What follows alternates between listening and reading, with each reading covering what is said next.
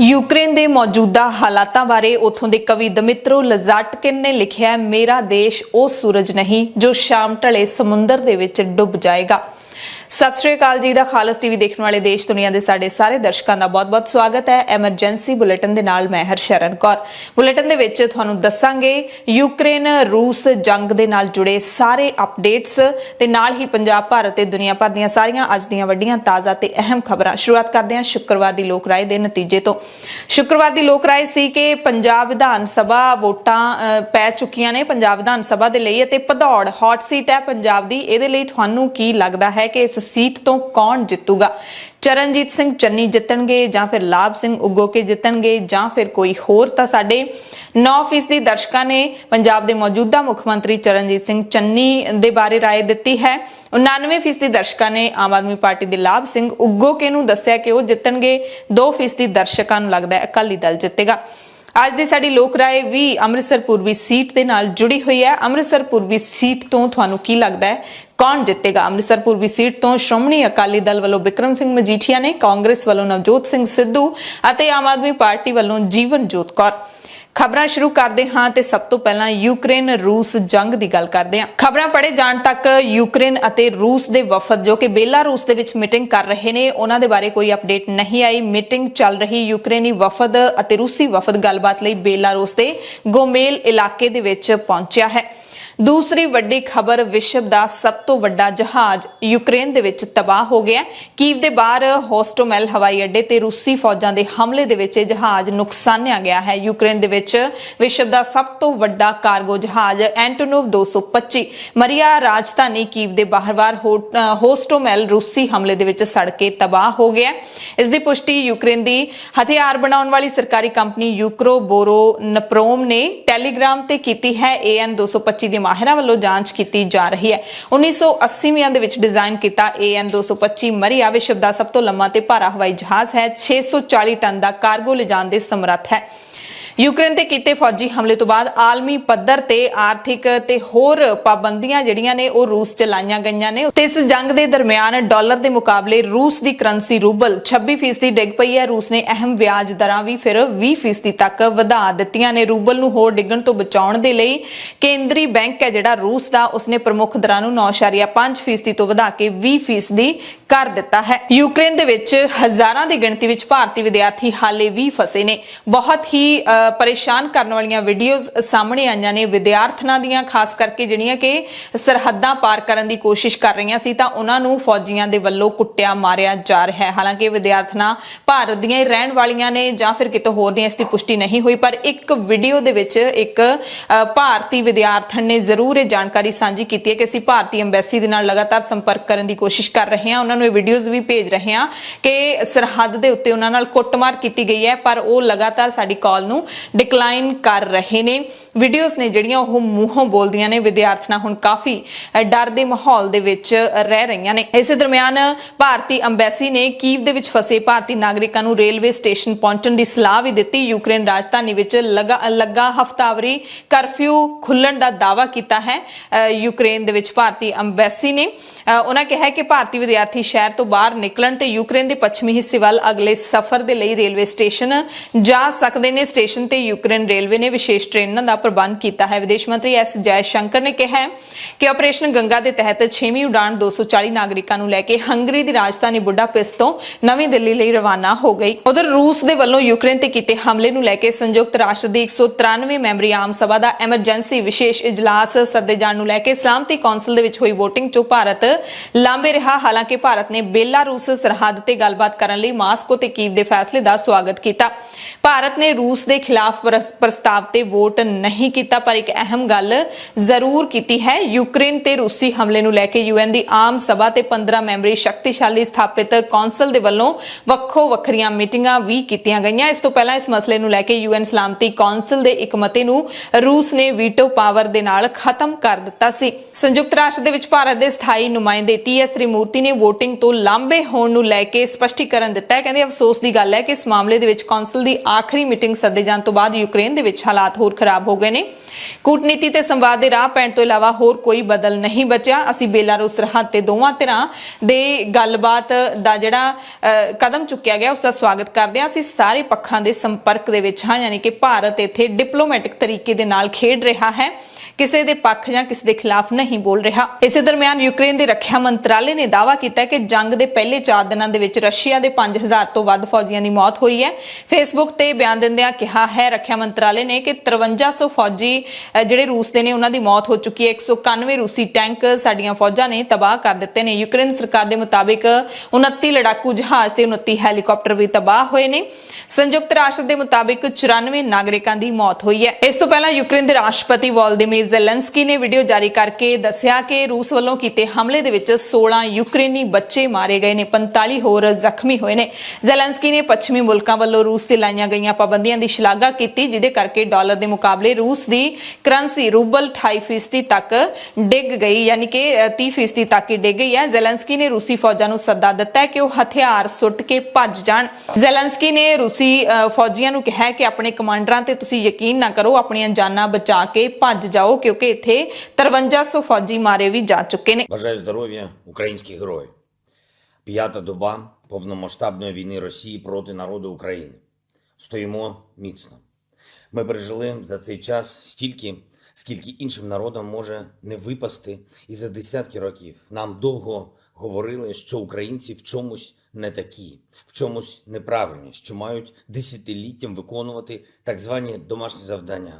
Через це ми часто не помічали, на що ми ਰਾਸ਼ਟਰਪਤੀ ਵੋਲੋਦੀਮੀਰ ਜ਼ੈਲੈਂਸਕੀ ਨੇ ਹੁਣ ਕੈਦੀਆਂ ਨੂੰ ਵੀ ਰੂਸ ਦੇ ਖਿਲਾਫ ਜੰਗ ਵਿੱਚ ਭੇਜਣ ਦਾ ਫੈਸਲਾ ਲਿਆ ਹੈ।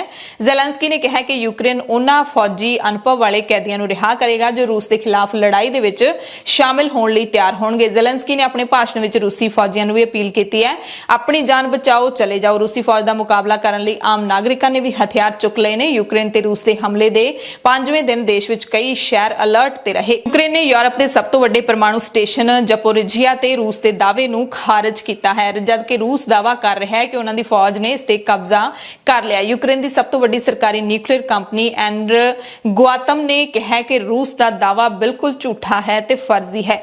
ਰੂਸ ਨੇ ਸੋਮਵਾਰ ਨੂੰ ਕਿਹਾ ਸੀ ਕਿ ਸਾਡੀ ਫੌਜ ਨੇ ਸਟੇਸ਼ਨ ਤੇ ਕਬਜ਼ਾ ਕਰ ਲਿਆ ਹੈ, ਇਸ ਦਾ ਕੰਮ ਠੀਕ-ਠਾਕ ਤਰੀਕੇ ਨਾਲ ਚੱਲ ਵੀ ਰਿਹਾ ਹੈ। ਯੂਕਰੇਨ ਤੇ ਰੂਸ ਦੇ ਦਰਮਿਆਨ ਯੁੱਧ ਕਾਰਨ ਯੂਕਰੇਨ ਦੀ ਰਾਜਧਾਨੀ ਕੀਵ ਦੇ ਵਿੱਚ ਕਰਫਿਊ ਲਾਇਆ ਗਿਆ ਸੀ। ਸੋਮਵਾਰ ਸਵੇਰੇ ਕਰਫਿਊ ਥੋੜੇ ਟਾਈਮ ਦੇ ਲਈ ਹਟਾ ਦਿੱਤਾ ਗਿਆ, ਜਿਸ ਤੋਂ ਬਾਅਦ ਸ਼ਹਿਰ ਦੇ ਬਾਜ਼ਾਰ ਫਿਰ ਖੁੱਲ ਗਏ, ਲੋਕ ਘਰਾਂ ਤੋਂ ਬਾਹਰ ਨਿਕਲੇ ਪਰ ਟਾਵੇਂ ਤੇ ਕਰਫਿਊ ਖੁੱਲਣ ਤੋਂ ਬਾਅਦ ਹੀ ਭਾਰਤੀ ਸਫਾਰਤਖਾਨੇ ਨੇ ਵਿਦਿਆਰਥੀਆਂ ਨੂੰ ਰੇਲਵੇ ਸਟੇਸ਼ਨਾਂ ਵੱਲ ਜਾਣ ਲਈ ਕਿਹਾ। ਹਾਲਾਂਕਿ ਮੰਗਲਵਾਰ ਰਾਤ ਨੂੰ 10 ਵਜੇ ਦੁਬਾਰਾ ਕਰਫਿਊ ਲੱਗ ਜਾਏਗਾ, ਕੀਵ ਦੇ ਸਥਾਨਕ ਸਮੇਂ ਦੇ ਮੁਤਾਬਿਕ, ਜੋ ਸਵੇਰੇ 7 ਵਜੇ ਤੱਕ ਜਾਰੀ ਰਹੇਗਾ। ਹਾਲਾਂਕਿ ਲੋਕਾਂ ਨੂੰ ਇਹ ਸਲਾਹ ਵੀ ਦਿੱਤੀ ਗਈ ਹੈ ਕਿ ਜਦੋਂ ਤੱਕ ਜ਼ਰੂਰੀ ਨਾ ਹੋਵੇ ਉਹ ਆਪਣੇ ਘਰਾਂ ਜਾਂ ਜਿੱਥੇ ਵੀ ਰਹਿਣ ਦਾ ਠਿਕਾਣਾ ਹੋਵੇ ਉੱਥੋਂ ਬਾਹਰ ਨਾ ਨਿਕਲਣ। ਇਸੇ ਦਰਮਿਆਨ ਭਾਰਤੀ ਦੂਤਾਵਾਸ ਨੇ ਯੂਕਰੇਨ ਦੇ ਵਿੱਚ ਫਸੇ ਭਾਰਤੀਆਂ ਨੂੰ ਇੱਕ ਹੋਰ ਜ਼ਰੂਰੀ ਸੁਨੇਹਾ ਭੇਜਿਆ। ਦੂਤਾਵਾਸ ਨੇ ਕਿਹਾ ਕਿ ਦਨੀਪਰੋ ਦੇ ਵਿੱਚ ਫਸੇ ਹੋਏ ਵਿਦਿਆਰਥੀ ਮੈਟਰੋ ਅਤੇ ਬੱਸਾਂ ਦੇ ਰਾਹੀਂ ਰੇਲਵੇ ਸਟੇਸ਼ਨਾਂ ਤੱਕ ਜਾ ਸਕਦੇ ਨੇ। ਉੱਥੇ ਮੈਟਰੋ ਤੇ ਬੱਸਾਂ ਕੰਮ ਕਰ ਰਹੀਆਂ ਨੇ। ਭਾਰਤ ਦੇ ਵਿਦੇਸ਼ ਮੰਤਰਾਲੇ ਦੇ ਬੁਲਾਰੇ ਅਰਿੰਦਮ ਬਾਗਚੀ ਨੇ ਕਿਹਾ ਕਿ ਹੁਣ ਭਾਰਤੀ ਵਿਦਿਆਰਥੀਆਂ ਨੂੰ ਉੱਥੋਂ ਬਾਹਰ ਕੱਢਣ ਦੇ ਲਈ ਸਾਡੇ ਕੋਲ ਮੋਲਡੋਵਾ ਰਾਹੀਂ ਇੱਕ ਨਵਾਂ ਰਾਹ ਹੈ, ਇਹ ਹੁਣ ਚਾਲੂ ਹੈ। ਸਾਡੀਆਂ ਟੀਮਾਂ ਯੂਕਰੇਨ ਦੇ ਵਿੱਚ ਫਸੇ ਭਾਰਤੀਆਂ ਦੀ ਮਦਦ ਕਰਨਗੀਆਂ। ਅਸੀਂ ਰੋਮਾਨੀਆ ਰਾਹੀਂ ਭਾਰਤੀਆਂ ਨੂੰ ਕੱਢਣ ਵਿੱਚ ਮਦਦ ਕਰਾਂਗੇ। ਉਹਨਾਂ ਨੇ ਕਿਹਾ ਕਿ ਅਸੀਂ ਭਾਰਤੀਆਂ ਨੂੰ ਪੱਛਮੀ ਯੂਕਰੇਨ ਜਾਣ ਦੀ ਬੇਨਤੀ ਕਰਦੇ ਹਾਂ, ਪਰ ਉਹ ਸਿੱਧਾ ਸਰਹੱਦ ਤੇ ਨਾ ਪਹੁੰਚਣ, ਕਿਉਂਕਿ ਉੱਥੇ ਭੀੜ ਹੈ ਤੇ ਇਹਦੇ ਵਿੱਚ ਸਮਾਂ ਲੱਗੇਗਾ। ਨੇੜੇ ਤੇੜੇ ਦੇ ਸ਼ਹਿਰਾਂ ਵਿੱਚ ਜਾਣ, ਉੱਥੇ ਸ਼ਰਨ ਲੈਣ, ਅਸੀਂ ਉੱਥੇ ਪ੍ਰਬੰਧ ਕਰ ਰਹੇ ਹਾਂ। ਸਾਡੀਆਂ ਟੀਮਾਂ ਉਹਨਾਂ ਦੀ ਮਦਦ ਕਰਨਗੀਆਂ। ਉਹਨਾਂ ਨੇ ਭਾਰਤੀਆਂ ਨੂੰ ਫਿਰ ਦਿਲਾਸਾ ਦਿੱਤਾ ਹੈ ਕਿ ਘਬਰਾਓ ਨਾ, ਸਾਡੇ ਕੋਲ ਕਾਫੀ ਉਡਾਣਾਂ ਨੇ। ਪਰ ਭਾਰਤ ਸਰਕਾਰ ਨੂੰ ਅਸੀਂ ਵੀ ਦੱਸਣਾ ਚਾਹੁੰਦੇ ਹਾਂ ਕਿ ਉੱਥੇ ਵਿਦਿਆਰਥੀਆਂ ਦੀ ਪਰੇਸ਼ਾਨੀ ਕੀ ਹੈ। ਬੰਕਰਾਂ ਦੇ ਵਿੱਚ ਲੁਕੇ ਹੋਏ ਨੇ, ਜ਼ਮੀਨਦੋਜ਼ ਇਲਾਕਿਆਂ ਦੇ ਵਿੱਚ ਲੁਕੇ ਹੋਏ ਨੇ। ਉੱਥੋਂ ਰੇਲਵੇ ਸਟੇਸ਼ਨਾਂ ਤੱਕ ਜਾਣ ਅਤੇ ਉੱਥੋਂ ਸਰਹੱਦਾਂ ਤੱਕ ਜਾਣ ਦੇ ਲਈ ਕਿਹੜਾ ਤਰੀਕਾ ਅਪਣਾਉਣ, ਉੱਥੇ ਵਿਦਿਆਰਥੀ ਵਾਰੀ-ਵਾਰੀ ਇਹੀ ਸਮਝਾਉਣ ਦੀ ਕੋਸ਼ਿਸ਼ ਕਰ ਰਹੇ ਨੇ ਭਾਰਤ ਸਰਕਾਰ ਨੂੰ ਕਿ ਸਾਨੂੰ ਅੰਦਰ ਪ੍ਰਬੰਧ ਕਰਕੇ ਦਿੱਤਾ ਜਾਵੇ, ਯੂਕਰੇਨ ਸਰਕਾਰ ਦੇ ਨਾਲ ਗੱਲਬਾਤ ਕੀਤੀ ਜਾਵੇ, ਕਿਉਂਕਿ ਬਾਕੀ ਸਾਰੇ ਮੁਲਕਾਂ ਨੇ ਆਪੋ ਆਪਣੇ ਵਿਦਿਆਰਥੀਆਂ ਨੂੰ, ਆਪਣੇ ਨਾਗਰਿਕਾਂ ਨੂੰ ਉੱਥੋਂ ਕੱਢ ਲਿਆ ਹੈ। ਪਰ ਅਸੀਂ ਨੇੜੇ ਤੇੜੇ ਦੇ ਸ਼ਹਿਰਾਂ ਦੇ ਵਿੱਚ ਕਿਵੇਂ ਜਾਈਏ, ਉੱਥੇ ਸ਼ਰਨ ਕਿਵੇਂ ਲੱਭੀਏ, ਉੱਥੋਂ ਸਰਹੱਦਾਂ ਤੱਕ ਕਿਵੇਂ ਜਾਈਏ, ਸਭ ਤੋਂ ਔਖਾ ਸਾਡੇ ਵਾਸਤੇ ਇਸ ਵਕਤ ਹੈ। ਕਿਉਂਕਿ ਉੱਥੇ ਹੁਣ ਵਿਦਿਆਰਥੀਆਂ ਦੇ ਕੋਲ ਖਾਣਾ ਪੀਣਾ ਵੀ ਮੁੱਕ ਚੱਲਿਆ ਹੈ ਤੇ ਹੋਰ ਜਿਹੜੀਆਂ ਜ਼ਰੂਰੀ ਲੋੜਾਂ ਹੁੰਦੀਆਂ ਨੇ ਉਹ ਵੀ ਮੁੱਕਣ ਲੱਗੀਆਂ ਨੇ। ਅੰਮ੍ਰਿਤਸਰ ਦੇ ਵਿੱਚ ਯੂਕਰੇਨ 'ਚ ਫਸੇ ਭਾਰਤੀ ਵਿਦਿਆਰਥੀਆਂ ਦੇ ਮਾਪਿਆਂ ਨੇ ਅੰਮ੍ਰਿਤਸਰ ਦੇ MP ਗੁਰਜੀਤ ਸਿੰਘ ਔਜਲਾ ਨਾਲ ਮੁਲਾਕਾਤ ਕੀਤੀ। ਉਹਨਾਂ ਨੇ ਭਾਰਤ ਸਰਕਾਰ ਦੀ ਅੰਬੈਸੀ ਦੇ ਖਿਲਾਫ ਗੁੱਸਾ ਜ਼ਾਹਿਰ ਕਰਦੇ ਹੋਏ ਕਿਹਾ ਕਿ ਸਾਡੇ ਬੱਚਿਆਂ ਨੂੰ ਲਿਆਉਣ ਲਈ ਨਾ ਤਾਂ ਕੇਂਦਰ ਸਰਕਾਰ ਵੱਲੋਂ ਯੋਗ ਉਪਰਾਲਾ ਕੀਤਾ ਜਾ ਰਿਹਾ ਹੈ, ਨਾ ਹੀ ਅੰਬੈਸੀ ਵੱਲੋਂ ਸਾਨੂੰ ਕੋਈ ਸਹੀ ਜਾਣਕਾਰੀ ਦਿੱਤੀ ਜਾ ਰਹੀ ਹੈ। ਬੱਚਿਆਂ ਦੀ ਹਾਲਤ ਲਗਾਤਾਰ ਉੱਥੇ ਖਰਾਬ ਹੁੰਦੀ ਜਾ ਰਹੀ ਹੈ, ਭੁੱਖੇ ਰਹਿਣਾ ਪੈ ਰਿਹਾ ਤੇ ਹੋਰ ਕਈ ਤਰ੍ਹਾਂ ਦੇ ਤਸ਼ੱਦਦ ਦਾ ਸਾਹਮਣਾ ਕਰਨਾ ਪੈ ਰਿਹਾ ਹੈ। ਇਸ ਦਰਮਿਆਨ MP ਔਜਲਾ ਨੇ ਵੀ ਆਪਣੀ ਸਮੱਸਿਆ ਦੱਸੀ ਕਿ ਅਸੀਂ ਮੇਲ ਕਰ ਰਹੇ ਹਾਂ ਸਾਰੇ ਸੰਸਦ ਮੈਂਬਰ, ਬਹੁਤ ਸਾਰੇ ਸੰਸਦ ਮੈਂਬਰ ਲੋਕ ਸਭਾ ਤੇ ਜਿਹੜੇ ਰਾਜ ਸਭਾ ਮੈਂਬਰ ਨੇ ਉਹ ਈਮੇਲਸ ਕਰ ਰਹੇ ਨੇ ਭਾਰਤ ਦੇ ਗ੍ਰਹਿ ਮੰਤਰਾਲੇ ਨੂੰ, ਪਰ ਉਹਨਾਂ ਨੇ ਈਮੇਲਸ ਨੂੰ ਆਟੋ ਰਿਪਲਾਈ ਦੇ ਉੱਤੇ ਪਾ ਦਿੱਤਾ ਹੈ।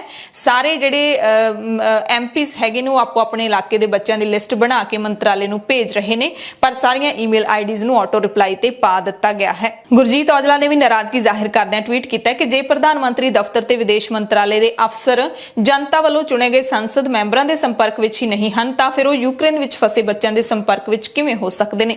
ਇਸੇ ਦਰਮਿਆਨ ਕਾਂਗਰਸ ਦੇ ਵੱਡੇ ਲੀਡਰ ਰਾਹੁਲ ਗਾਂਧੀ ਨੇ ਕਿਹਾ ਕਿ ਅਸੀਂ ਆਪਣੇ ਲੋਕਾਂ ਦਾ ਇੰਜ ਸਾਥ ਨਹੀਂ ਛੱਡ ਸਕਦੇ। ਸਰਕਾਰ ਨੂੰ ਅਪੀਲ ਕੀਤੀ ਹੈ ਰਾਹੁਲ ਨੇ ਕਿ ਯੂਕਰੇਨ ਦੇ ਵਿੱਚ ਫਸੇ ਭਾਰਤੀਆਂ ਤੇ ਉਹਨਾਂ ਦੇ ਪਰਿਵਾਰਾਂ ਨਾਲ ਤੁਸੀਂ ਆਪਣੀ ਯੋਜਨਾ ਸਾਂਝੀ ਕਰੋ ਕਿ ਕਿਵੇਂ ਤੁਸੀਂ ਉਹਨਾਂ ਨੂੰ ਉੱਥੋਂ ਲਿਆ ਰਹੇ ਹੋ, ਕਿਉਂਕਿ ਬੱਚਿਆਂ ਨੂੰ ਫੌਜ ਤੰਗ ਪਰੇਸ਼ਾਨ ਕਰ ਰਹੀ ਹੈ। ਅਜਿਹੀ ਹਿੰਸਾ ਹੁੰਦੀ ਵੇਖ ਕੇ ਕਹਿੰਦੇ ਮੇਰਾ ਵੀ ਦਿਲ ਬਾਹਰ ਨੂੰ ਆ ਰਿਹਾ ਹੈ, ਰਾਹੁਲ ਗਾਂਧੀ ਨੇ ਟਵੀਟ ਕੀਤਾ। ਖਾਰਕੀਵ ਜਿਹੜਾ ਕਿ ਦੂਸਰਾ ਵੱਡਾ ਸ਼ਹਿਰ ਹੈ ਯੂਕਰੇਨ ਦਾ, ਉੱਥੇ ਵੀ ਫੌਜ ਦਾਖਲ ਹੋ ਚੁੱਕੀ ਹੈ। ਵੱਡੀ ਗਿਣਤੀ ਦੇ ਵਿੱਚ ਉੱਥੇ ਵਿਦਿਆਰਥੀ ਫਸੇ ਹੋਏ ਨੇ। ਰੇਲ ਗੱਡੀ ਦੇ ਵਿੱਚ ਤਾਂ ਚੜ੍ਹ ਗਏ ਪਰ ਉਹਨਾਂ ਨੂੰ ਰਾਹ ਦੇ ਵਿੱਚ ਹੀ ਉਤਾਰ ਦਿੱਤਾ ਗਿਆ ਕਿਉਂਕਿ ਉਹ ਕੀਵ ਪਹੁੰਚਣਾ ਚਾਹੁੰਦੇ ਸੀ, ਰਾਜਧਾਨੀ ਕੀਵ ਪਹੁੰਚਣਾ ਚਾਹੁੰਦੇ ਸੀ। ਉੱਥੋਂ ਸਰਹੱਦ ਹੈ ਜਿਹੜੀ ਉਹ ਕਾਫੀ ਨੇੜੇ ਹੈ, ਜਿੱਥੇ ਉਹ ਸਰਹੱਦ ਜਿੱਥੋਂ ਭਾਰਤ ਸਰਕਾਰ ਹੈ ਜਿਹੜੀ ਉਹਨਾਂ ਨੂੰ ਬੱਸਾਂ ਰਾਹੀਂ ਲਿਆ ਸਕਦੀ ਹੈ, ਪਰ ਰਾਹ ਦੇ ਵਿੱਚ ਹੀ ਉਤਾਰਤਾ ਟ੍ਰੇਨ ਨੇ। ਤਾਂ ਹੁਣ ਰਾਹਾਂ ਦੇ ਵਿੱਚ ਰੁਲ ਰਹੇ ਨੇ, ਕਿਸੇ ਕੋਲੇ ਖਾਣਾ ਮੁੱਕ ਗਿਆ ਹੈ, ਮਾਪਿਆਂ ਦੀ ਜਾਨ ਹੈ ਜਿਹੜੀ ਉਹ ਮੁੱਠੀ ਵਿੱਚ ਆ ਗਈ ਹੈ। ਹਾਲਾਂਕਿ ਭਾਰਤ ਸਰਕਾਰ ਦੇ ਵੱਲੋਂ ਜਿਹੜੇ ਆਪਰੇਸ਼ਨ ਗੰਗਾ ਚਲਾਇਆ ਗਿਆ ਹੈ ਉਸ ਦੇ ਤਹਿਤ ਕਰੀਬ 1200-1300 ਦੇ ਕਰੀਬ ਜਿਹੜੇ ਵਿਦਿਆਰਥੀ ਨੇ ਉਹ ਵਾਪਸ ਆ ਚੁੱਕੇ ਨੇ, ਪਰ ਵਿਦਿਆਰਥੀਆਂ ਦੀ ਗਿਣਤੀ ਉੱਥੇ 20,000 ਦੇ ਕਰੀਬ ਹੈ। ANI ਦੇ ਮੁਤਾਬਿਕ ਭਾਰਤ ਸਰਕਾਰ ਦੇ ਵੱਲੋਂ ਜਿਹੜੀ 5ਵੀਂ ਫਲਾਈਟ ਸੀ ਉਹ ਵੀ 249 ਭਾਰਤੀਆਂ ਨੂੰ ਲੈ ਕੇ ਪਹੁੰਚੀ ਹੈ। ਫਲਾਈਟ ਰੋਮਾਨੀਆ ਦੇ ਬੁਚਾਰੈਸਟ ਤੋਂ ਦਿੱਲੀ 에ਅਰਪੋਰਟ ਪਹੁੰਚੀ ਹੈ। ਦਿੱਲੀ 에ਅਰਪੋਰਟ ਪਹੁੰਚੇ ਇਹਨਾਂ ਵਿਦਿਆਰਥੀਆਂ ਨੇ ਕਿਹਾ ਕਿ ਸਰਕਾਰ ਨੇ ਸਾਡੀ ਬਹੁਤ ਮਦਦ ਕੀਤੀ, ਜੋ ਵੀ ਸੰਭਵ ਹੋ ਸਕਦਾ ਸੀ ਉਹ ਭਾਰਤੀ ਕੌਂਸੂਲੇਟ ਨੇ ਕੀਤਾ। ਸਾਡੀ ਸਮੱਸਿਆ ਜਿਹੜੀ ਉਹ ਅਸਲ ਬਾਰਡਰ ਪਾਰ ਕਰਨਾ ਸੀ। ਅਸੀਂ ਉਮੀਦ ਕਰਦੇ ਹਾਂ ਕਿ ਸਾਰੇ ਭਾਰਤੀ ਇੱਧਰ ਲਿਆਂਦੇ ਜਾਣ। ਯੂਕਰੇਨ ਦੇ ਬੰਕਰਾਂ ਦੇ ਵਿੱਚ ਭਾਰਤੀ ਕੁੜੀਆਂ ਕਿਸ ਹਾਲਾਤ ਦੇ ਵਿੱਚ ਨੇ ਉਹ ਪਹਿਲਾਂ ਵੀ ਅਸੀਂ ਤੁਹਾਨੂੰ ਦੱਸਿਆ ਹੈ ਤੇ ਹੁਣ ਭਾਰਤ ਸਰਕਾਰ ਨੂੰ ਮਦਦ ਦੀ ਗੁਹਾਰ ਲਾ ਰਹੀਆਂ ਨੇ ਕਿ ਐਕਚੁਅਲ ਦੇ ਵਿੱਚ ਸਾਡੀ ਮਦਦ ਕੀਤੀ ਜਾਵੇ। ਜਿੱਥੇ ਸਾਨੂੰ ਸਮੱਸਿਆ ਆ ਰਹੀ ਹੈ ਕਿ ਅਸੀਂ ਬੰਕਰਾਂ ਚੋਂ ਨਿਕਲ ਕੇ ਸਰਹੱਦਾਂ ਤੱਕ ਕਿਵੇਂ ਪਹੁੰਚੀਏ, ਉਹ ਸਾਡੀ ਮਦਦ ਕੀਤੀ ਜਾਵੇ। ਇਸ ਦਰਮਿਆਨ ਪਰੇਸ਼ਾਨ ਕਰਨ ਵਾਲੀ ਵੀਡੀਓ ਜਿਹੜੀ ਉਹ ਇਹ ਹੈ ਕਿ ਸਰਹੱਦ ਦੇ ਉੱਤੇ ਕੁੜੀਆਂ ਨੂੰ ਵਾਲਾਂ ਤੋਂ ਖਿੱਚਿਆ ਜਾ ਰਿਹਾ ਹੈ, ਰੋਡਾਂ ਦੇ ਨਾਲ ਉਹਨਾਂ ਨੂੰ ਕੁੱਟਿਆ ਵੀ ਗਿਆ ਹੈ। NDTV ਦੀ ਖਬਰ ਦੇ ਮੁਤਾਬਿਕ ਇਹ ਜਿਹੜੀ ਜਾਣਕਾਰੀ ਮਿਲੀ ਹੈ ਕਿ ਵਿਦਿਆਰਥੀ ਸੂਟਕੇਸ ਲਿਜਾ ਰਹੇ ਸੀ। ਭਾਰਤੀ ਵਿਦਿਆਰਥਣ ਮਾਨਸੀ ਚੌਧਰੀ ਨੇ NDTV ਨੂੰ ਦੱਸਿਆ ਤੇ ਵੀਡੀਓਜ਼ ਵੀ ਆਪਾਂ ਸਾਰਿਆਂ ਨੇ ਦੇਖ ਲਈਆਂ ਨੇ ਕਿ ਗਾਰਡ ਨੇ ਜਿਹੜੇ ਕੁੜੀਆਂ ਨੂੰ ਲੱਤਾਂ ਮਾਰ ਰਹੇ ਨੇ, ਕੁੜੀਆਂ ਧਰਤੀ ਦੇ ਉੱਤੇ ਡਿੱਗ ਪਈਆਂ ਨੇ ਤੇ ਬਾਕੀ ਕੁੜੀਆਂ ਉਹਨਾਂ ਨੂੰ ਬਚਾਉਣ ਦੇ ਲਈ ਵੀ ਦੌੜਦੀਆਂ ਨੇ। ਸੋ ਇਹੋ ਜਿਹੇ ਹਾਲਾਤ ਨੇ ਜਿਹੜੇ ਪਰੇਸ਼ਾਨ ਕਰਨ ਵਾਲੇ दृश्य ने वो सामने आ रहे हैं। यूक्रेनियंस को घेर लिया था और सिर्फ यूक्रेनियंस को अंदर भेज रहे थे। हम लोग ने बाद में काफी प्लीड किया, हमारे साथ हमारे इंडियन बॉयज ने काफी प्लीड करने के बाद उन्होंने सिर्फ इंडियन गर्ल्स को पहले एक्सेप्ट किया और उसके बाद पुलिस आई और पुलिस ने बहुत मारा इंडियन बॉयज को मारने के बाद दे इवन टॉर्चर्ड बॉयज। और टॉर्चर कैसे किया, जिसको आस्थमा था उसको स्टम करके हम सबको दिखाया कि हाउ ही इज ब्रेथलेस। इस दरमियान भारत के प्रधानमंत्री नरेंद्र मोदी ने सोमवार सवेरे फिर उच्च पद्धरी बैठक की ते इस बैठक दे विच कई जिहड़े वड्डे मंत्री ते लीडर शामिल सन ते इस दौरान फैसला लिया गया है कि केंद्रीय मंत्री हरदीप सिंह पुरी, शहरी हवाबाजी मंत्री ज्योतिरादित्य सिंधिया, कानून मंत्री किरण रिजिजू ਅਤੇ ਸਾਬਕਾ ਥਲ ਸੈਨਾ ਮੁਖੀ ਜਰਨੈਲ VK ਸਿੰਘ ਨੇ ਜਿਹੜੇ ਉਹਨਾਂ ਨੂੰ ਯੂਕਰੇਨ ਦੀ ਪੱਛਮੀ ਸਰਹੱਦ ਨਾਲ ਲੱਗਦੇ ਮੁਲਕਾਂ ਦੇ ਵਿੱਚ ਭੇਜਿਆ ਜਾਵੇਗਾ। ਸਿੰਧੀਆ ਰੋਮਾਨੀਆ ਜਾਣਗੇ, ਰਿਜਿਜੂ ਸਲੋਵਾਕੀਆ ਜਾਣਗੇ, ਪੁਰੀ ਨੇ ਜਿਹੜੇ ਹਰਦੀਪ ਸਿੰਘ ਪੁਰੀ ਉਹ ਹੰਗਰੀ ਅਤੇ VK ਸਿੰਘ ਪੋਲੈਂਡ ਜਾਣਗੇ, ਜਿੱਥੇ ਭਾਰਤੀ ਵਿਦਿਆਰਥੀਆਂ ਦੇ ਨਾਲ ਸੰਪਰਕ ਸਾਧਿਆ ਜਾਊਗਾ ਤੇ ਪੂਰਾ ਜਿਹੜਾ ਅਮਲ ਹੈ ਵਿਦਿਆਰਥੀਆਂ ਨੂੰ ਉੱਥੋਂ ਇਵੈਕੂਏਟ ਕਰਨ ਦਾ ਉਸ ਦੇ ਨਾਲ ਉਹ ਪੂਰਾ ਜਿਹੜਾ ਤੇਜ਼ੀ ਦੇ ਨਾਲ ਕਰਵਾਉਣ ਦੀ ਕੋਸ਼ਿਸ਼ ਕਰਨਗੇ। ਯੂਕਰੇਨ ਦੇ ਵਿੱਚੋਂ ਭਾਰਤੀ ਵਿਦਿਆਰਥੀ ਇੱਧਰ ਆਉਣਾ ਚਾਹੁੰਦੇ ਨੇ ਤਾਂ ਇਸੇ ਤਰ੍ਹਾਂ ਭਾਰਤ ਦੇ ਵਿੱਚ ਯੂਕਰੇਨੀ ਨਾਗਰਿਕ ਆਪਣੇ ਪਰਿਵਾਰਾਂ ਕੋਲ ਵਾਪਸ ਜਾਣ ਲਈ ਦਿੱਲੀ ਦੇ ਵਿੱਚ ਯੂਕਰੇਨੀ ਦੂਤਾਵਾਸ ਨਾਲ ਸੰਪਰਕ ਕਰ ਰਹੇ ਨੇ। ਇਹ ਨਾਗਰਿਕ ਕਹਿ ਰਹੇ ਨੇ ਕਿ ਉਹ ਕੀਵ ਜਾਣਾ ਚਾਹੁੰਦੇ ਨੇ, ਆਪਣੇ ਪਰਿਵਾਰ ਦੇ ਕੋਲ ਜਾਣਾ ਚਾਹੁੰਦੇ ਨੇ, ਕਿਉਂਕਿ ਉਹਨਾਂ ਦੇ ਪਰਿਵਾਰ ਨੂੰ ਇਹਨਾਂ ਦੀ ਲੋੜ ਹੈ। ਉੱਥੇ ਭੋਜਨ ਮੁੱਕ ਰਿਹਾ ਹੈ, ਹੋਰ ਵਸਤੂਆਂ ਮੁੱਕ ਰਹੀਆਂ ਨੇ ਤੇ ਇਸ ਸਥਿਤੀ ਦੇ ਵਿੱਚ ਅਸੀਂ ਆਪਣੇ ਮੁਲਕ ਜਾਣਾ ਚਾਹੁੰਦੇ ਹਾਂ। ਯੂਕਰੇਨ ਦੇ ਵਿੱਚ ਫਸੇ ਭਾਰਤੀਆਂ ਨੂੰ ਜਿਹੜੀਆਂ ਲੈਣ ਜਾ ਰਹੀਆਂ ਨੇ, ਉਡਾਣਾ ਜਾ ਰਹੀਆਂ ਨੇ, ਉਹ ਸਪੈਸ਼ਲ ਚਾਰਟਰਡ ਪਲੇਨਸ ਨੇ ਜਿਹੜੇ ਉਹ ਭਾਰਤ ਸਰਕਾਰ ਨੇ ਲਏ ਨੇ, ਯਾਨੀ ਕਿ ਕਿਰਾਏ ਤੇ ਉਡਾਣਾ ਲਈਆਂ ਨੇ 에ਅਰ ਇੰਡੀਆ ਦੀਆਂ ਤੇ 7 ਤੋਂ 8 ਲੱਖ ਰੁਪਏ ਪ੍ਰਤੀ ਘੰਟਾ ਇਹਨਾਂ ਦਾ ਖਰਚਾ ਆ ਰਿਹਾ ਹੈ ਤੇ ਇੱਕ ਉਡਾਣ 1 ਕਰੋੜ 10 ਲੱਖ ਰੁਪਏ 'ਚ ਪੈ ਰਹੀ ਹੈ।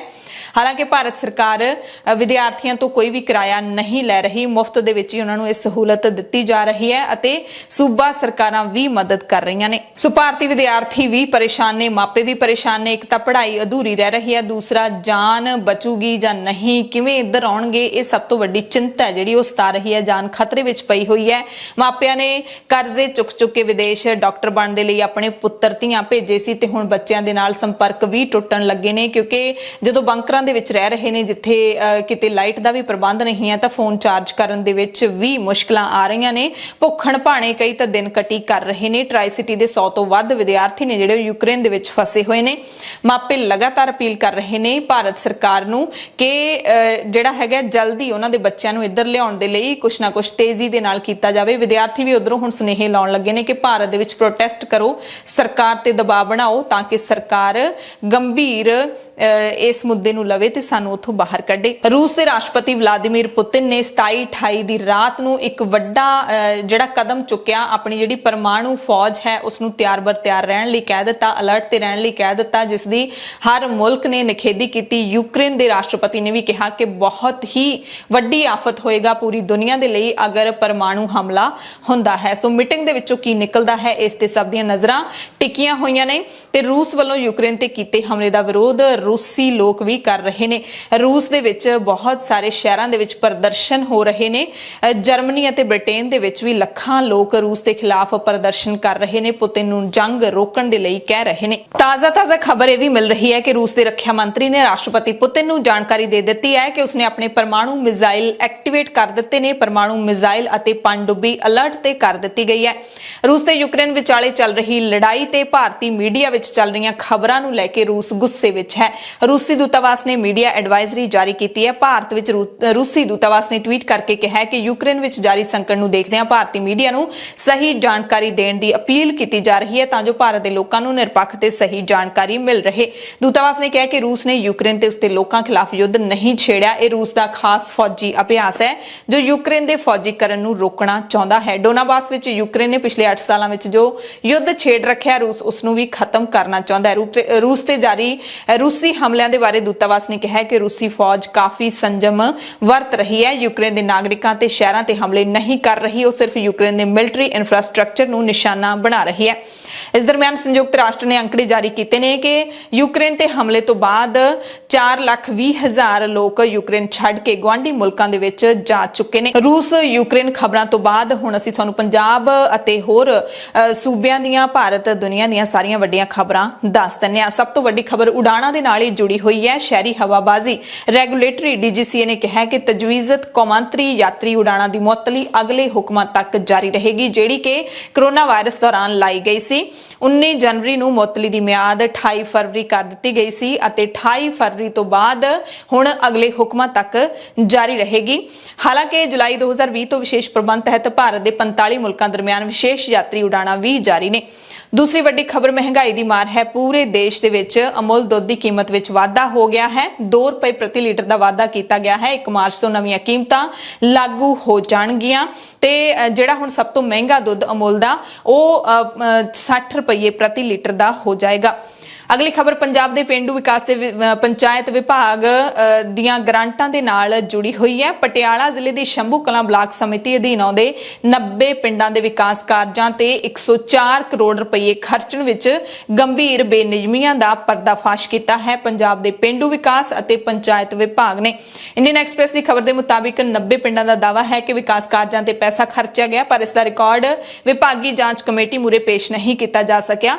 ਜਾਂਚ ਕਮੇਟੀ ਨੇ ਹੁਣ ਬਲਾਕ ਤੇ ਪਿੰਡ ਪੱਧਰ ਤੇ ਅਧਿਕਾਰੀਆਂ ਵਿਰੁੱਧ ਕਾਰਵਾਈ ਦੀ ਸਿਫਾਰਿਸ਼ ਕੀਤੀ ਹੈ। ਇਸ ਮਾਮਲੇ ਵਿੱਚ ਕਥਿਤ ਤੌਰ ਤੇ ਗਲਤ ਖਰਚ ਕੀਤਾ ਗਿਆ ਪੈਸਾ Amritsar Kolkata industrial corridor project ਲਈ ਸ਼ੰਭੂ ਕਲਾਂ ਬਲਾਕ ਅਧੀਨ 5 ਗ੍ਰਾਮ ਪੰਚਾਇਤਾਂ ਤਖਤੂ ਮਾਜਰਾ, सहरी, सेरा, आकड़ी, पाबरा ਦੀ ਲਗਭਗ 1103 ਏਕੜ ਸ਼ਾਮਲਾਟ ਜ਼ਮੀਨ ਐਕਵਾਇਰ ਕਰਕੇ ਆਇਆ ਸੀ ਤੇ ਇਹਦੇ ਲਈ 5 ਗ੍ਰਾਮ ਪੰਚਾਇਤਾਂ ਨੂੰ 285 ਕਰੋੜ ਰੁਪਏ ਮਿਲੇ ਸੀ ਪਰ ਇਹ ਖਰਚ ਨਹੀਂ ਕੀਤੇ ਗਏ। ਪੰਜਾਬ ਸਕੂਲ ਸਿੱਖਿਆ ਬੋਰਡ ਦੇ ਵਿਦਿਆਰਥੀਆਂ ਦੀਆਂ ਇਤਿਹਾਸ ਦੀਆਂ ਕਿਤਾਬਾਂ ਦੇ ਵਿੱਚ ਸਿੱਖ ਗੁਰੂ ਸਾਹਿਬਾਨਾਂ, ਸਿੱਖ ਇਤਿਹਾਸ ਤੇ ਸ਼ਹੀਦਾਂ ਬਾਰੇ ਦਰਜ ਗਲਤ ਜਾਣਕਾਰੀ ਦੇ ਵਿਰੋਧ ਵਿੱਚ ਭਾਰਤੀ ਕਿਸਾਨ ਯੂਨੀਅਨ ਸਿਰਸਾ ਦੇ ਪ੍ਰਧਾਨ ਜਥੇਦਾਰ ਬਲਦੇਵ ਸਿੰਘ ਸਿਰਸਾ ਦੀ ਅਗਵਾਈ ਦੇ ਵਿੱਚ ਇੱਕ ਵੱਡੀ ਰੈਲੀ ਕੀਤੀ ਗਈ। ਪੰਜਾਬ ਸਕੂਲ ਸਿੱਖਿਆ ਬੋਰਡ ਦੇ ਦਫ਼ਤਰ ਦੇ ਬਾਹਰ ਲਗਾਤਾਰ 22 ਦਿਨਾਂ ਤੋਂ ਇੱਥੇ ਧਰਨਾ ਚੱਲ ਰਿਹਾ ਹੈ ਤੇ ਸੋਮਵਾਰ ਨੂੰ ਇੱਥੇ ਵੱਡੀ ਰੈਲੀ ਕੀਤੀ ਗਈ ਜਿਸ ਦੇ ਵਿੱਚ ਵੱਡੀ ਗਿਣਤੀ ਵਿੱਚ ਕਿਸਾਨ ਲੀਡਰ ਵੀ ਪਹੁੰਚੇ ਪਰ ਉਹ ਕਿਸਾਨ ਲੀਡਰ ਜਿਨ੍ਹਾਂ ਨੇ ਪੰਜਾਬ ਚੋਣਾਂ ਦੇ ਵਿੱਚ ਹਿੱਸਾ ਨਹੀਂ ਲਿਆ ਸੀ ਜਿਸ ਦੇ ਵਿੱਚ ਜਗਜੀਤ ਸਿੰਘ ਡੱਲੇਵਾਲ, ਅਭਿਮਨਿਊ ਕੋਹਾੜ ਜੋ ਕਿ ਹਰਿਆਣਾ ਦੇ ਕਿਸਾਨ ਲੀਡਰ ਨੇ, ਇਸੇ ਤਰ੍ਹਾਂ ਪੰਜਾਬ ਤੇ ਹਰਿਆਣਾ ਦੇ ਹੋਰ ਬੁੱਧੀਜੀਵੀ ਅਤੇ ਵੱਡੇ ਜਿਹੜੇ ਲੀਡਰ ਨੇ ਉਹ ਸ਼ਾਮਿਲ ਹੋਏ। ਲੱਖਾ ਸਿਧਾਣਾ ਵੀ ਇਸ ਰੈਲੀ ਦੇ ਵਿੱਚ ਸ਼ਾਮਿਲ ਹੋਇਆ। ਇਸ ਮੋਰਚੇ ਦੀ ਕਾਮਯਾਬੀ ਦੇ ਲਈ ਸਾਰਿਆਂ ਨੂੰ ਇਕਜੁੱਟ ਹੋਣ ਦੀ ਅਪੀਲ ਕੀਤੀ ਗਈ। ਜਗਜੀਤ ਸਿੰਘ ਡੱਲੇਵਾਲ ਨੇ ਸੰਗਤ ਨੂੰ ਸੰਬੋਧਨ ਕਰਦੇ ਕਿਹਾ ਕਿ ਸਾਡੀ ਧਾਰਮਿਕ ਲੜਾਈ ਨਹੀਂ ਸਗੋਂ ਸਾਡੀ ਅਗਲੀ ਪੀੜ੍ਹੀ ਦੇ ਲਈ ਇਹ ਲੜਾਈ ਹੈ। ਕੁਝ ਇਤਿਹਾਸਿਕ ਗੱਲਾਂ ਦਾ ਜ਼ਿਕਰ ਕਰਦਿਆਂ ਉਹਨਾਂ ਨੇ ਕਿਹਾ ਕਿ ਪੰਜਾਬ ਤੇ ਪੰਜਾਬੀਅਤ ਨੂੰ ਖਤਮ ਕਰਨ ਦੇ ਲਈ ਚੱਲੀਆਂ ਜਾਂਦੀਆਂ ਚਾਲਾਂ ਦਾ ਇੱਕ ਹਿੱਸਾ ਹੈ ਅਤੇ ਬਹੁਤ ਹੀ ਦੁੱਖ ਦੀ ਗੱਲ ਹੈ ਕਿ ਸ਼੍ਰੋਮਣੀ ਗੁਰਦੁਆਰਾ ਪ੍ਰਬੰਧਕ ਕਮੇਟੀ ਹੈ ਜਿਹੜੀ ਉਹ ਚੁੱਪ ਬੈਠੀ ਹੈ ਜਦਕਿ ਸਾਡੀਆਂ ਜੜ੍ਹਾਂ ਤੇ ਹਮਲਾ ਹੋਇਆ ਹੈ। ਕਿ ਸਿੱਖੀ ਦਾ ਅੰਦੋਲਨ ਹੈ, ਇਹ ਇਤਿਹਾਸ ਦਾ ਅੰਦੋਲਨ ਹੈ ਨਹੀਂ। ਅਸਲ देश की धरती ते कब्जा करने वाले लोगों ਦੀਆਂ ਚਾਲਾਂ ਦੇ खिलाफ ਚੱਲਿਆ जा रहा, लड़िया जा रहा एक अंदोलन है। इन्हां दा इक्को ही पर्पज है कि ਜਿਹੜੇ ਇਹ ਲੋਕ ਜਿਹੜੇ ਪੜ ਕੇ ਅਗਾਂਹ ਨੂੰ ਵਧ ਰਹੇ ਨੇ, ਇਹ ਜਦੋਂ IAS ਕਰ ਗਏ, ਜਦੋਂ IPS ਕਰ ਗਏ, ਜਦੋਂ PhD ਕਰ ਗਏ, ਇਹਨਾਂ ਦੀਆਂ ਗੱਲਾਂ ਦੇ ਜਵਾਬ ਪ੍ਰਕਾਸ਼ ਬਾਦਲ ਜਾਂ ਸੁਖਬੀਰ ਬਾਦਲ ਜਾਂ ਲੱਕੜ ਟੁਕੜੇ ਦੇਣਗੇ। ਛੱਡ ਦੋ, ਤੁਸੀਂ ਪੜ੍ਹ ਲਓ ਤਕੜੇ ਹੋ ਕੇ। ਤੁਹਾਡੀ ਪੜ੍ਹਾਈ ਚੋਂ ਦੇਸ਼ ਦੀ ਆਜ਼ਾਦੀ ਬਚਣੀ ਹੈ, ਤੁਹਾਡੀ ਪੜ੍ਹਾਈ ਚੋਂ ਤੁਸੀਂ ਬਚਣਾ ਹੈ। ਇਸ ਬੋਰਡ ਨੇ ਇੱਕ ਹੋਰ ਕਰਤੂਤ ਕੀਤੀ, ਮੈਂ ਤੁਹਾਡੇ ਧਿਆਨ 'ਚ ਲਿਆ ਦਿਆਂ। ਇਹਨਾਂ ਨੇ ਪਿੱਛੇ ਕਹਿੰਦੇ ਜੁੱਤੀਆਂ ਤੋਂ ਡਰਦੇ ਡਰਬੋ ਚਲੀ ਜਾਂਦੇ ਆ, ਹੁਣ ਕਰ ਦੇਣਗੇ ਸਾਰਾ ਕੁਝ ਹੀ ਹੋ ਜਾਣਾ। ਭਗਤ ਸਿੰਘ ਸਾਡੇ ਲਈ ਮਾੜਾ, ਸਾਡੀ ਕੌਮ ਲਈ, ਸਾਡੇ ਲੋਕਾਂ ਲਈ, ਸਾਡੇ ਭਾਰਤ ਲਈ ਮਾੜਾ ਵੀ ਨਹੀਂ ਨਾ ਮਾੜਾ। ਤੇ ਫਿਰ ਸਾਡੇ ਬੱਚਿਆਂ ਨੂੰ ਕਿਉਂ ਨਹੀਂ ਪੜ੍ਹਾਇਆ ਜਾਂਦਾ ਉਹ ਕਿ ਪਰਚਾ ਦਰਜ ਕਰਕੇ ਜੇਲ੍ਹ 'ਚ ਸਿੱਟੋ ਇਹਨੂੰ? ਤਾਂ ਫਿਰ ਉਗਲਦੇ ਨੇ ਕਿ ਮੈਂ ਤਾਂ ਲਿਖਿਆ ਨਹੀਂ, ਮੈਨੂੰ ਤਾਂ ਫਲਾਣੇ ਨੇ ਕਹਿ ਕੇ ਲਿਖਵਾਇਆ ਹੈ। ਫਿਰ ਵਿਦੰਤੀ ਜੀ ਤੱਕ ਵੀ ਜਾਏਗੀ ਗੱਲ ਕਿ ਭਾਈ ਤੇਰੇ ਬੈਠਿਆਂ ਸਾਡੇ ਸ਼੍ਰੋਮਣੀ ਕਮੇਟੀ ਦੀ ਕਿਤਾਬ ਲਿਖੀ ਜਾਂਦੀ ਹੈ ਤੇ ਤੁਸੀਂ ਕਾਹਦੇ ਸਾਡੇ ਜਥੇਦਾਰ ਸੀ ਭਾਈ? ਓਏ ਅਸੀਂ ਤਾਂ ਤੁਹਾਨੂੰ ਗੁਰੂਆਂ ਦੇ ਬਰਾਬਰ ਮੰਨ ਲਿਆ ਕਿ ਜੋ ਸਾਨੂੰ ਹੁਕਮ ਦੇਤਾ ਇਹਨਾਂ ਨੇ ਅਸੀਂ ਸਿਰ ਮੱਥੇ ਮੰਨ ਲਿਆ ਤੇ ਤੁਸੀਂ ਕੀ ਕੀਤਾ ਇੱਥੇ ਬੈਠਿਆਂ ਨੇ?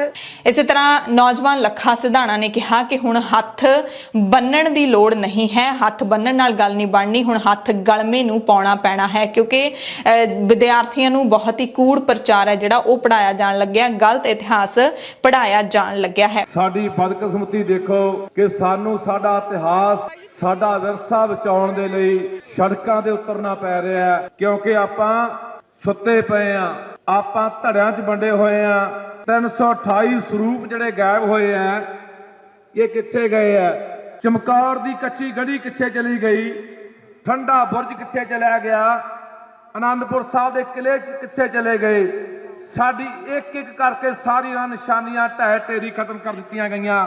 ਐਡਾ ਵੱਡਾ ਹਮਲਾ ਹੋ ਜਾਏ, ਐਡਾ ਵੱਡਾ ਧੱਕਾ ਹੋ ਜਾਏ ਪੰਜਾਬ ਦੇ ਨਾਲ, ਕਿਸੇ ਚੰਨੀ ਵਰਗੇ ਦਾ, ਕਿਸੇ ਨਾਰੇ ਮੰਤਰੀ ਦਾ ਕੋਈ ਬਿਆਨ ਨਹੀਂ। ਚੰਡੀਗੜ੍ਹ ਯੂਨੀਵਰਸਿਟੀ, ਪੰਜਾਬ ਯੂਨੀਵਰਸਿਟੀ ਚੰਡੀਗੜ੍ਹ ਜਿਹਨੂੰ ਆਪਾਂ ਕਹਿੰਦੇ ਆ, ਉਹਦੇ ਵਿੱਚੋਂ ਵੀ ਪੰਜਾਬ ਨੂੰ ਕੱਢਿਆ ਜਾ ਰਿਹਾ, ਖਤਮ ਕੀਤਾ ਜਾ ਰਿਹਾ। ਪੰਜਾਬ ਕੋਲੇ ਬਹੁਤਾ ਸਮਾਂ ਬਚਿਆ ਨਹੀਂ, ਵੈਸੇ ਹੀ ਪੰਜਾਬ ਤਾਂ ਖਾਲੀ ਹੋ ਚੱਲਿਆ। ਲੜਨਾ ਪੈਣਾ, ਲੜਨ ਵਾਲੀਆਂ ਕੌਮਾਂ, ਸੰਘਰਸ਼ ਕਰਨ ਵਾਲੀਆਂ ਕੌਮਾਂ ਹੀ ਜਿਉਂਦੀਆਂ ਰਹਿੰਦੀਆਂ ਨੇ। ਬਲਦੇਵ ਸਿੰਘ ਸਿਰਸਾ ਨੇ ਸਾਰਿਆਂ ਦਾ ਧੰਨਵਾਦ ਕੀਤਾ ਤੇ ਨਾਲ ਹੀ ਅਗਲੇ ਮਤੇ ਨੇ ਜਿਹੜੇ ਉਹ ਵੀ ਦੱਸੇ ਗਏ, ਅਗਲੇ ਐਕਸ਼ਨ ਨੇ ਜਿਹੜੇ ਉਹ ਵੀ ਦੱਸੇ ਗਏ। 3 ਮਤੇ ਪ੍ਰਵਾਨ ਕੀਤੇ ਗਏ ਜਿਸ ਦੇ ਵਿੱਚ ਸੰਬੰਧਿਤ ਅਧਿਕਾਰੀਆਂ ਤੇ ਲੇਖਕਾਂ ਨੂੰ ਸਜ਼ਾ ਦਿਵਾਉਣੀ ਜਿਨ੍ਹਾਂ ਨੇ ਕਿਤਾਬਾਂ ਛਾਪੀਆਂ ਨੇ, ਜਿਨ੍ਹਾਂ ਨੇ ਲਿਖਿਆ ਹੈ।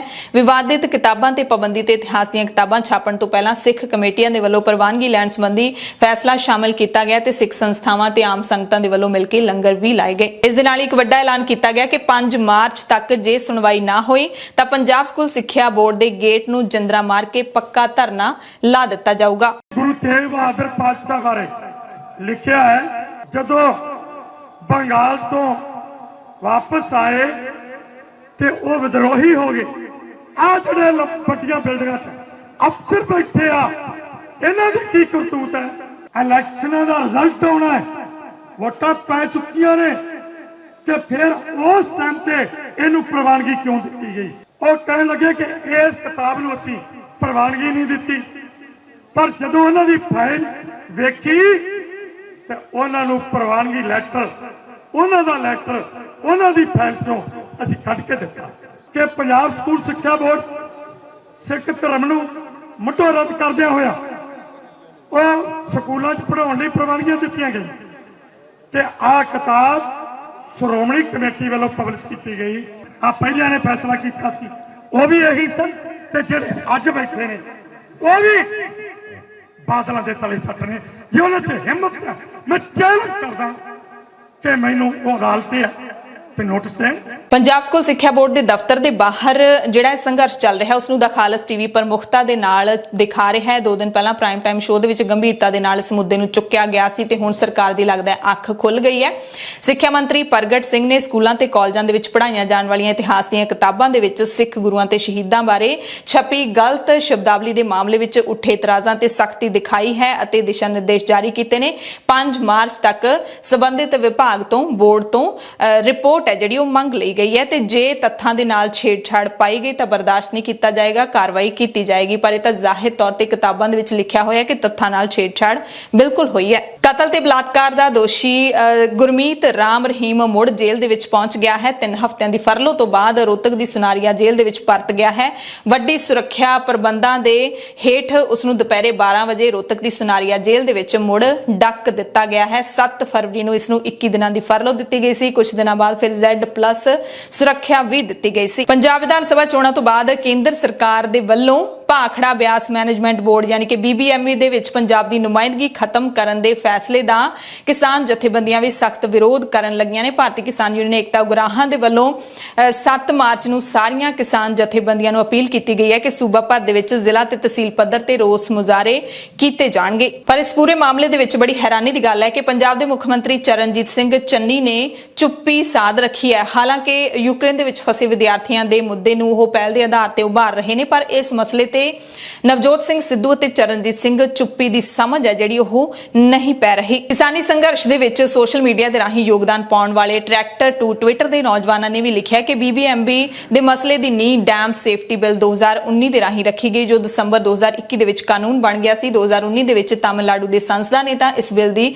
ਦੁਰਵਰਤੋਂ ਤੇ ਸਵਾਲ ਚੁੱਕੇ, ਪਰ ਪੰਜਾਬ ਦੇ ਸੰਸਦ ਸ਼ਾਇਦ ਉਸ ਵਕਤ ਸੁੱਤੇ ਪਏ ਸੀ ਕਿ ਅਸੀਂ ਸੁਚੇਤ ਲੀਡਰ ਚੁਣੇ ਨੇ। ਸਵਾਲ ਪੁੱਛੇ ਜਾ ਰਹੇ ਨੇ, ਸਵਾਲ ਤਾਂ ਜ਼ਾਹਿਰ ਤੌਰ ਤੇ ਉੱਠਣਗੇ ਕਿਉਂਕਿ ਪਿਛਲੇ ਦਿਨੀ ਸੁਨੀਲ ਜਾਖੜ ਨੇ ਪੰਜਾਬ ਦੇ ਸਾਰੇ ਵੱਡੇ ਲੀਡਰਾਂ ਨੂੰ ਅਪੀਲ ਵੀ ਕੀਤੀ ਸੀ ਕਿ ਇਕੱਠੇ ਹੋ ਕੇ ਹੁਣ ਸਿਰ ਜੋੜ ਕੇ ਕੇਂਦਰ ਸਰਕਾਰ ਤੇ ਦਬਾਅ ਬਣਾਈਏ। ਪਰ ਕੇਂਦਰ ਸਰਕਾਰ ਫੈਸਲਾ ਲੈ ਚੁੱਕੀ ਹੈ ਤਾਂ ਇਸ ਫੈਸਲੇ ਤੋਂ ਕਿਵੇਂ ਪਿੱਛੇ ਮੁੜੇਗੀ ਇਸ ਦਾ ਕਿਸੇ ਨੂੰ ਕੁਝ ਨਹੀਂ ਪਤਾ, ਕਿਉਂਕਿ 3 ਖੇਤੀ ਕਾਨੂੰਨ ਜਿਹੜੇ ਬਣਾਏ ਸੀ ਉਹਨਾਂ ਨੂੰ ਵਾਪਸ ਕਰਵਾਉਣ ਦੇ ਲਈ ਕਿਸਾਨਾਂ ਨੂੰ 1.5 ਸਾਲ ਤੱਕ ਆਪਣੇ ਘਰਾਂ ਚੋਂ ਬਾਹਰ ਸੜਕਾਂ ਤੇ ਬਹਿਣਾ ਪਿਆ ਸੀ, ਤਾਂ ਜਾ ਕੇ ਕੇਂਦਰ ਸਰਕਾਰ ਝੁਕੀ ਸੀ। ਇਕੋ ਸਿੱਖ ਜਥੇਬੰਦੀ ਜਿਹੜੀ ਕਿ 2019 ਤੋਂ ਲੈ ਕੇ ਲਗਾਤਾਰ ਪੰਜਾਬ ਸਮੇਤ ਹੋਰ ਸੂਬਿਆਂ ਦੇ ਵਿੱਚ ਜੰਗਲ ਲਾ ਰਹੀ ਹੈ ਤਾਂ ਕਿ ਮਨੁੱਖਾਂ ਨੂੰ ਅਤੇ ਪੰਛੀਆਂ ਨੂੰ ਆਕਸੀਜਨ ਦਿੱਤੀ ਜਾਵੇ, ਉਹਨਾਂ ਨੂੰ ਬਚਾਇਆ ਜਾਵੇ ਅਤੇ ਮਨੁੱਖ ਦੀ ਸਿਹਤ ਹੈ ਜਿਹੜੀ ਉਹ ਠੀਕ ਰੱਖੀ ਜਾ ਸਕੇ। ਤੇ ਹੁਣ ਇਕੋ ਸਿੱਖ ਦੇ ਜਿਹੜੇ ਫਾਊਂਡਰ ਹੈਗੇ ਨੇ ਡਾਕਟਰ ਰਾਜਵੰਤ ਸਿੰਘ ਅਮਰੀਕਾ ਤੋਂ ਪੰਜਾਬ ਆਏ ਨੇ ਤੇ ਇਸ ਜਥੇਬੰਦੀ ਨੇ ਆਪਣੀ 3 ਸਾਲ ਦੀ ਰਿਪੋਰਟ ਦਿੱਤੀ ਹੈ ਤੇ 3 ਸਾਲਾਂ ਦੇ ਵਿੱਚ ਇਕੋ ਸਿੱਖ ਜਥੇਬੰਦੀ ਨੇ 400 ਗੁਰੂ ਨਾਨਕ ਪਵਿੱਤਰ ਜੰਗਲ